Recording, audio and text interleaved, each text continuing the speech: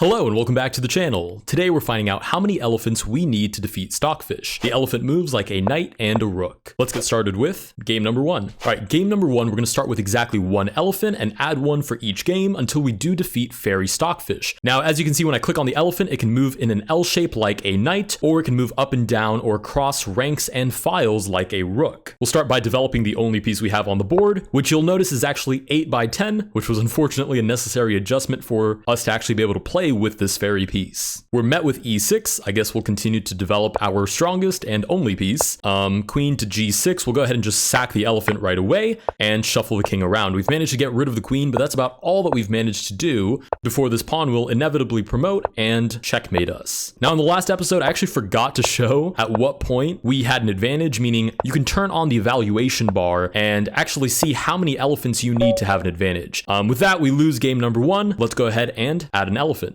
All right, game number two, we now have 2 elephants on the board. We'll try to stack them since they do work as rooks. They can make a battery, but we're immediately blocked by the knight, and suddenly I don't have a plan anymore. I'm going to make the very bold assumption that we don't have an advantage quite yet. If I had to guess how many elephants we need to be better than the army, I would probably estimate, we can't fall for silly stuff like that. I would probably estimate like 6 or 7. Let's move the king out of the way, but we're immediately losing the elephant. Okay, so we're gonna have to be very careful of pins because we don't have queens or bishops that can defend on diagonal. So pins and skewers, actually. Knight comes to the center, and we're already just fighting for our dear lives here. Let's target a pawn. Queen develops, defends the pawn, threatens a quite scary check here. We'll try to defend against it. Problem is if I try to defend, there's check, and then I drop the elephant right away. Okay, we'll just keep it nice and close. We're checked, the king is coming out to play, and we are in fact mated. Let's go ahead and add another elephant. All right, we now have 3 elephants on the board. I'm feeling a little bit better, but again, I'm pretty sure this is still not better for us. The last time we stacked up, they just developed the knight and protected it. So let's maybe stack up on this pawn instead. All right, instead of the developing knight, we get a pawn move forward. I don't think that's much different, but we have to go for some sort of attack before the opponent gets to us, but we are unfortunately already too late. Okay, if I pin my own elephant, the pawn just develops, and I'm gonna fall for the same tactic I fell for in the last game. So I'm just gonna move my king out of the way. My idea is that all the elephants can defend each other as rooks, so the king can just sort of get out of their way and be fine. We're gonna reopen up this battery. We're checked immediately. We'll move the king. If we move the king back, the queen comes over. Yeah, but this is the problem. When your attacking pieces are also your defensive pieces, and you're also too afraid to lose any material, you're already inherently in a very tough spot. Wow, what a cheeky move. Just a solid little developing move. Absolutely no fear in the world. It actually does hang this pawn, but surely that's immediately losing somehow. Maybe via a check on the diagonal? The cool thing is I don't see how it's losing, so I have no reason to be afraid quite yet. Wow, the knight develops. Oh, am I trapped? No, I can move back. Oh, I am trapped because the queen covers that square. Oh, maybe that's why it's worse. I mean, I can move down here. That seems okay. We're pinning the bishop. Were this not Fairy Stockfish, there would have been some hope that the knight comes into the attack and we come in with our own counterattack. But of course, we're almost certainly getting mated here. There's only one legal move. I mean, we could hang the elephant too and buy ourselves a tempo, but we'll move out of the way.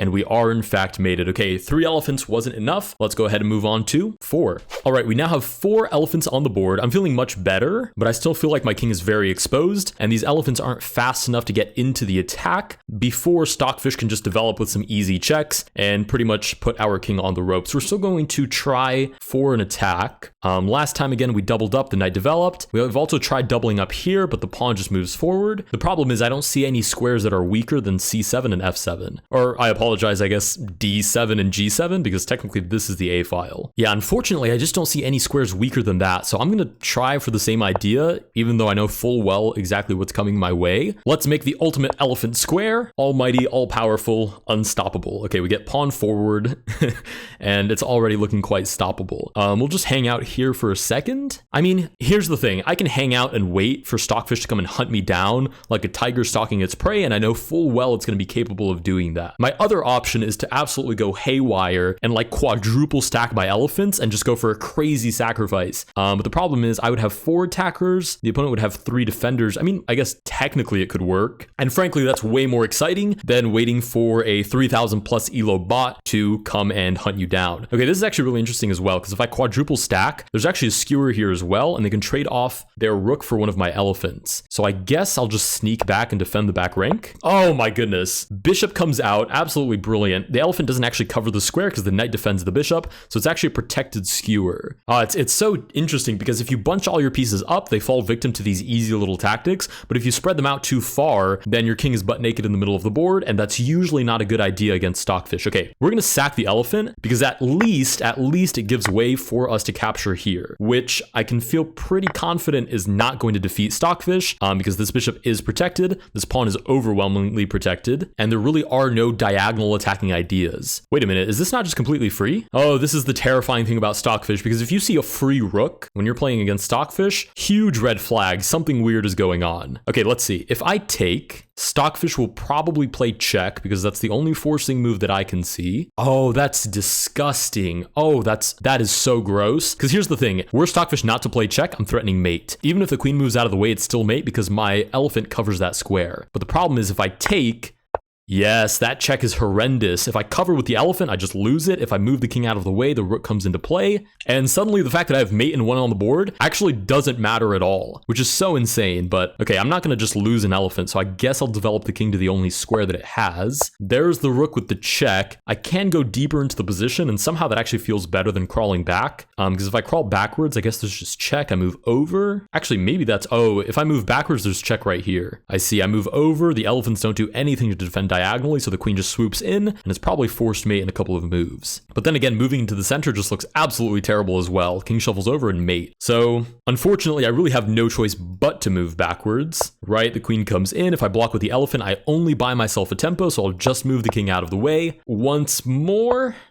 And we are mated on b2. All right, 4 elephants was not enough. Let's go to move on to 5 elephants. All right, we now have 5 elephants on the board. I could be wrong, but I'd argue that this is probably still not enough, but we still need to be looking for attacking ideas. Between these 2 pawns, I think this is probably the weakest. I mean, traditionally, that's the 4-move mate that beginners go for, precisely because it's right next to the king. So we'll try the same idea. We'll stack our elephants and make a battery. The knight develops, and let's triple stack right away.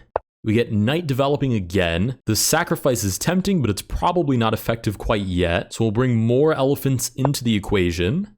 E6, looking for that same tactic that skewered us at the beginning of this video. So we'll definitely not fall for that. What if I just move the knight out of the way? Because here's the thing, if I move the knight to the center, obviously the concern is the knight can take. But what if I just capture here? Knight takes, I grab the queen with check, so the king has to take back, and then I recapture. I don't know if it's worth the sacrifice, but it's very, very tempting. Okay, against my attacking instinct, I'm going to make one king move over and just wait. We get the pawn developing. Again, this is the problem with making waiting moves. Stockfish will always find the most efficient way to punish whatever defense you try to employ. Let's develop the elephant to c5 with the idea that we're covering that square and developing our elephants, unleashing the one behind it as well. So we'll play elephant to c5.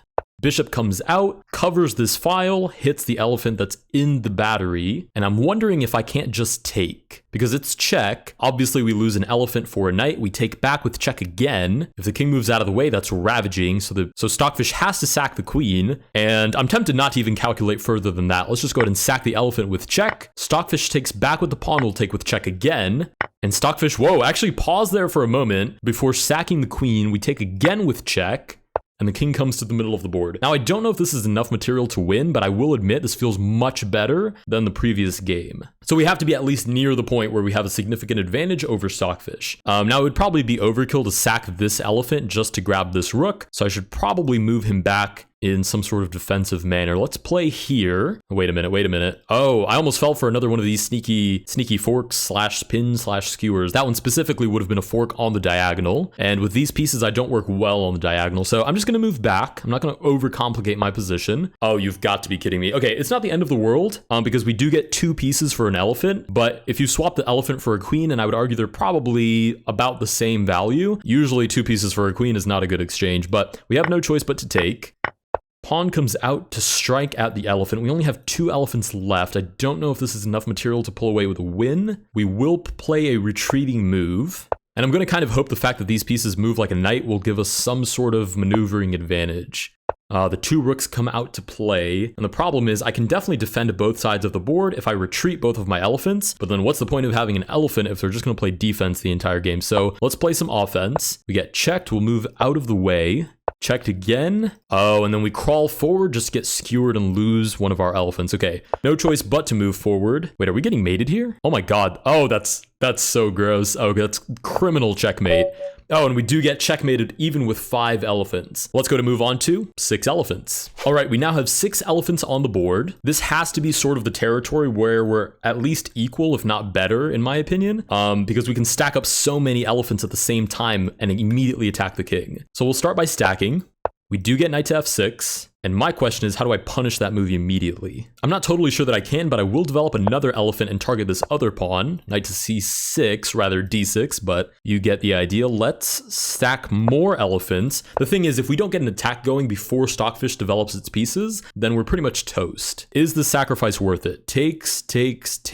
Absolutely not. I mean, not even remotely worth it. There's currently the threat of the supported skewer by the knight, so let's develop another elephant that controls that square. The bishop does develop, but not to this square, so I'm definitely thinking we're doing a little bit better here. And the problem is, I'm not really sure how to coordinate these pieces, because every time I try to stack up on one of these files, it's not terribly difficult for Stockfish to just block with one of these pieces. And unless I'm willing to sacrifice 2, maybe even 3 elephants to get an attack going, I'm not really in such a great spot. So I think I'm just gonna have to commit here. I'm gonna commit to a sacrifice. Actually, no. Okay, before I totally commit to sacrificing pieces, let's try stacking this, hitting the bishop. Okay, Stockfish blocks with the knight. Obviously, I have no interest in trading one of my elephants for this knight, so I'm kind of just going to move it out of the way. And I still think it's supporting the attack, so I still think it's in a good spot there. The pawn comes out. There's threats of check. Oh, it just feels like there should be like a sacrifice here of some kind. And my concern is that Stockfish is going to develop its queen. I'm going to move over, the bishop is going to come in, and suddenly I'm going to be losing. But the problem is these elephants do a really good job of covering these ranks. So I don't think I can possibly be losing even if I do sacrifice. I'm going to sack for the knight. I'm just going to go for it. I need to find a way to break into the position, and waiting around for Stockfish to make a mistake is probably the biggest mistake of all in and of itself. We get the knight forking 2 of my elephants, so I'm going to have to lose one of them for both of these minor pieces. And the position ends up the same no matter which one I take with first, so I'll go ahead and just capture. We do get the recapture, we'll go ahead and take back. We have 4 elephants left to play with, and I've hung one of my elephants. Oh my goodness. No time to dwell on my mistake. Let's just go ahead and capture right here, threatening the queen, threatening the pawn. We get checked immediately. Let's move out of the way. Elephant defended by the king, which is not ideal, but necessary for the time being. Let's move the king out of the way. More pressure on this pawn, which Stockfish actually ignores. Let's go ahead and take. Queen gives check. Oh, are we getting mated here somehow? No, let's block with the elephant. Oh, and then we get the queen sacrifice, and surely this elephant alone is not going to be enough to defeat Stockfish. We're still going to try to grab pawns wherever we can, so we'll give check and grab this cheeky pawn that's hanging at the moment. Pawn pushes forward. Are there any more pawns I can grab? I can grab this pawn.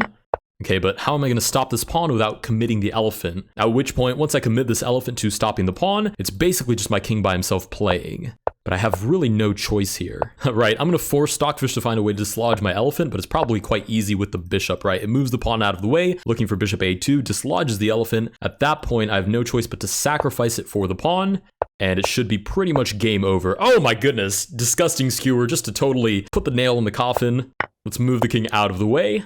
Maybe we can negotiate a peace treaty with the enemy king, but we are not in time and we do get mated. All right, let's go to move on to 7 elephants. All right, we now have 7 elephants on the board. I think in all of these games, I've either not had enough firepower or I've been too slow to just start an attack. And I know some of you guys do not share that view. Some of you guys advocate for playing a little bit more reserved, but to be honest, I'm not really interested in finding out what kind of sneaky 17 move tactics Stockfish can find once it develops all of its pieces. So I'm gonna play a little bit more aggressively this time. Let's start right away by doubling up on this pawn. We have more firepower on the queen side at the moment, 4 elephants to 3. You do get blocked by the pawn. Let's double up again. Blocked by another pawn. It's really interesting how it's defending on the diagonals and actually intentionally weakening its diagonals because it doesn't matter. There's never a queen or a bishop that can come in and sneak with a check. Let's play the knight here to pin one of these defending pawns, so the sacrifice is at least a little more plausible. We get pawn forward. Let's develop the elephant, and actually I think we're threatening mate here. Queen comes out with check. Let's just block that attack. Rook moves over. Wait, why can't I just sack? Check. The knight takes. Check. Pawn takes. Check. King moves out of the way. Oh, and it's actually not mate here because the bishop covers that square. Oh, well, let's try booting the queen. The queen does move backwards. That's a little bit more promising. And let's develop another elephant. I mean, if we have this many pieces staring at the opponent, oh, that's a nice little pin there. But it's kind of just replaceable. So if you take with check, I kind of just replace one elephant with another. You play check again. I block. And I think our attack should still be successful. So we have check here, pawn takes, check. Oh, and it doesn't work anymore because it doesn't matter whether or not Stockfish takes. What matters is the fact the elephant is pinned to the king. So it can never slide into the attack. Okay, so we are going to be proactive in that case and sacrifice the elephant, hit the queen. And the queen moves back. Okay, surely there's some mating idea here. I mean, that's the most passive move I've seen from Stockfish this entire game. Okay, check. If the opponent moves out of the way, that has to be crushing. So we'll assume the best move is to take back. Check again, takes again. Check again. Only move is to move this way because, again, it works like a rook, so it covers a square, and it moves like a knight, so it covers that square as well. Check here. Bishop takes. Check. King moves out of the way again. Is that not mate somehow? There has to... I've calculated so far that I'm losing track of the pieces, but it feels like there should be some mating idea there, but I'm afraid to sacrifice all those pieces just to find out that there's, in fact, not a mating idea. Let me take a moment to calculate this. Mate? Okay, I think I've calculated this correctly. Worst case scenario, we definitely have a fork here, which hits the king and the queen. So I think we should be fine regardless. But I do think this is forcing mate. Check again. Check. So far, so good. This is what we calculated. Check. Bishop takes. Check. There we go. Okay, thus far, so good. Now, we have the option to take. Queen takes back. Check. King moves out of the way. It's two elephants versus a couple of pawns, a knight and a rook. I think we can win that, but I think we also have forcing mate, which is check here. The only legal move is king up. Check. We defend our own elephant by moving like a knight, and we give check to the king by moving like a rook. So I think this is forcing mate. Nice, and with that, we do get checkmate. It took us 7 elephants to defeat Fairy Stockfish. Now, as promised, we will take a look at the eval bar and see at exactly what point we had an advantage. All right, we are now on the analysis board, and as you can see, with 4 elephants, we are -6, but if we quickly add another elephant, then all of a sudden, it's +10 for us. So I actually greatly overestimated how many elephants we needed. Apparently with 5, it's already +8. So let's take a look at why that is. Apparently, it's recommending this attack, which is really interesting because I had a little bit of a fixation the entire match with sort of stacking as if they were rooks, because in my head, a rook is always better than a knight. So using the piece as a rook just felt better to me, but it wants us to attack in combination as a knight and as a rook. And already the eval drops to 5.8, which is amusing. The knight develops and covers that square, and it's back to 11, 8, 10. It's so winning that it honestly doesn't matter. If it were hovering between like 1 and 5, I'd be like, okay, it's between even and completely winning, but this advantage is just enormous. Oh, wait, this move makes perfect sense. Oh, that makes so much sense, actually. Yeah, obviously, well, obviously now in hindsight, with engine turned on, if you attack as a rook, you will always be blocked, and we learned that the hard way. But if you attack as a knight, you can never be blocked. Obviously, knights can jump. You can never interpose a knight's attack. So it's actually recommending this move, and with these 3 different attackers, you are immediately winning, and what you've done now is threaten smothered mate. So this move is really just to create an escape square for the king. Now, what happens if I just move forward? Because it feels like there I'm forking the elephants and this attack doesn't work anymore. Sack the elephant? Why on earth does that work? It's mate and 4 apparently. Okay, you sacrifice the elephant. There's only one move just for the bishop to take. You've got to be kidding me. You sacrifice another elephant. The pawn takes back. Oh, you take back as a rook and there's nobody defending this square. So when the king moves forward or over, you just take with mate. That is just criminal. That is a disgusting checkmate. Absolutely gorgeous, I must admit. Nothing that I would ever see, though. That's insane. So you start with an attack over here as a knight, so you can never be blocked. Should the opponent get distracted and play a silly human move as I did, which in my head stops the attack and forks the elephants, you sacrifice the elephant to give check. The bishop must take. You sacrifice another elephant, and basically what you're doing is undressing the king's position. You take with check, and you deliver that final checkmate. Kind of similar to the one we did, just we needed 2 more elephants to do it. All right, with that, we found out that it took me 7 elephants to defeat Fairy Stockfish, and it takes Stockfish 5 elephants to defeat Stockfish. If you guys did enjoy this video, please consider liking and subscribing. Let me know down below what other fairy pieces I should use to play against Stockfish. A lot of you guys recommended the inverse of this, which I would like to make a little series on as well, which is giving Stockfish a certain number of elephants or other fairy pieces and finding out how many it needs to defeat me. Let me know down below what your guys' ideas are, and I will see you guys in the next one.